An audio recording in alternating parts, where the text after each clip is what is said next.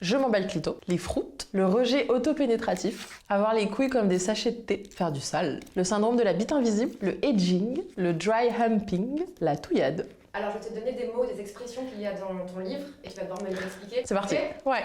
Les froutes.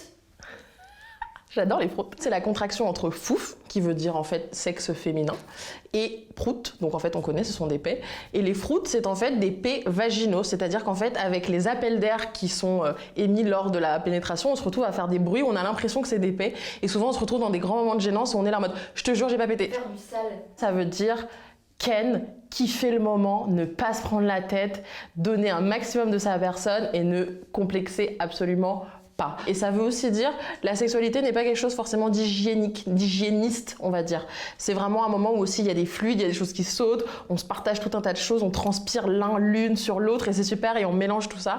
Donc faire du sale, ce que j'adore, c'est que c'est toujours associé à quelque chose de positif. Le rejet autopénétratif. C'est vraiment le fait de se dire, je n'arrive pas à moi me pénétrer à l'intérieur du vagin. C'est une espèce de blocage qu'on peut avoir et parfois ça peut être juste en fait des préférences. Parce qu'en général, on a commencé à apprivoiser et à étudier et à un petit peu se toucher, se caresser plutôt à l'extérieur.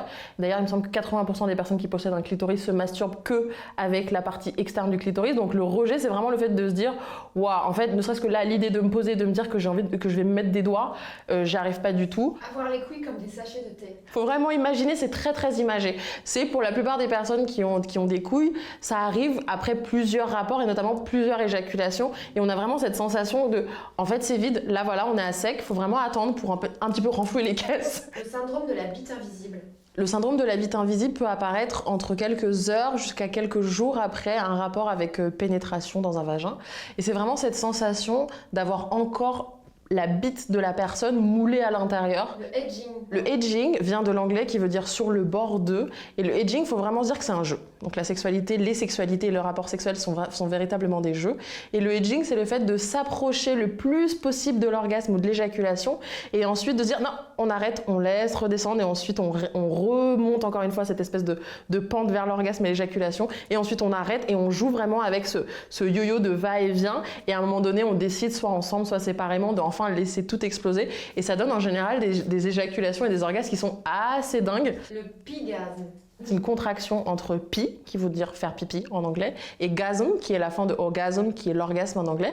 Le pigasm est véritablement une sensation, ça nous est déjà arrivé et on s'en rend compte en général quand on a très envie de faire pipi.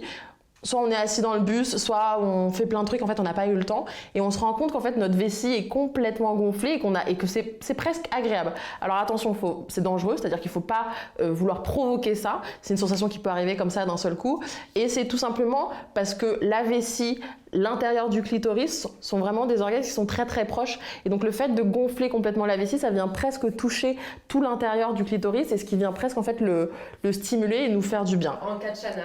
Aïe! En Katchana, évidemment, en Katchana est un extrait de la chanson Jaja de Aya Nakamura qui est sortie en 2018. Et en Katchana, ça veut dire en levrette. Et donc la phrase entière, c'est en Katchana, babe, tu dead ça. Ce qui voudrait dire, en fait, en levrette, vraiment, tu gères, tu assumes, je surkiffe, j'en redemande. Dry humping. Dry qui veut dire sec et humping qui veut dire chevauchement. C'est une technique de sexualité qui consiste tout simplement à se frotter en étant, pourquoi pas, encore habillé parfois. Donc ça peut être contre un objet, donc je sais pas, la coudoir d'un fauteuil, ça peut être contre la cuisse d'un ou d'une partenaire, ça peut être contre un sextoy. Et c'est vraiment le fait de se dire, on peut ressentir du plaisir sans pénétration, on peut ressentir du plaisir avec autre chose que la stimulation directe. Et je trouve que c'est quelque chose de très excitant. La touillade. La touillade est le bruit que fait et qu'on peut entendre lorsque des doigts sont à l'intérieur d'un vagin qui est particulièrement lubrifié. Et ce qu'il faut s'imaginer, c'est un bain dans lequel on met un petit peu nos doigts pour essayer de voir si la température est la bonne. Donc on entend cette espèce... Je vais pas refaire le bruit parce que vraiment c'est un grand moment de solitude, mais on entend justement ce bruit que ça peut faire. Et donc il faut complètement paralléliser ça à des doigts dans un vagin et le bruit que ça peut faire. Et en général, c'est des bruits qu'on va entendre spécifiquement quand les doigts sont en train de stimuler ce qu'on appelle la zone G. Je m'emballe clito. Je m'emballe clito. Alors, je m'emballe clito est une expression qui est dérivé d'une autre expression très connue française qui est « je m'en bats les couilles ». Et « je m'en bats le clito » est arrivé, moi, dans ma vie, à un moment donné où j'en avais marre de cette langue française qui me proposait des expressions qui ne me correspondaient pas, qui ne me mettaient pas en valeur et qui ne me considéraient pas. Et donc j'ai commencé en 2018 à adapter les expressions du quotidien en me disant « je ne vais pas attendre que la langue change, je vais moi tout simplement utiliser les expressions qui me vont ». Et je me disais tout le temps « in fine, oui, j'ai des couilles au sens figuré, mais concrètement, entre les jambes, c'est pas ce que j'ai. » Et donc, ça a été pour moi un acte vraiment militant de complètement changer ma façon de parler. Et j'ai commencé à dire « je m'en bats le clito » tout le temps. 2 semaines après, je crée ce compte Instagram « je m'en bats le clito ». Et s'en battre le clito, ça veut vraiment dire en avoir rien à faire, assumer, se présenter tel qu'on est, profiter de la vie, kiffer, prendre de la place, occuper l'espace, vouloir imposer, vouloir embarquer tout un tas de personnes avec soi, avoir une big clit énergie et vouloir absolument embarquer des centaines de milliers de femmes dans cette quête et dans cette révolution qui est occupons l'espace s'il vous plaît mesdames.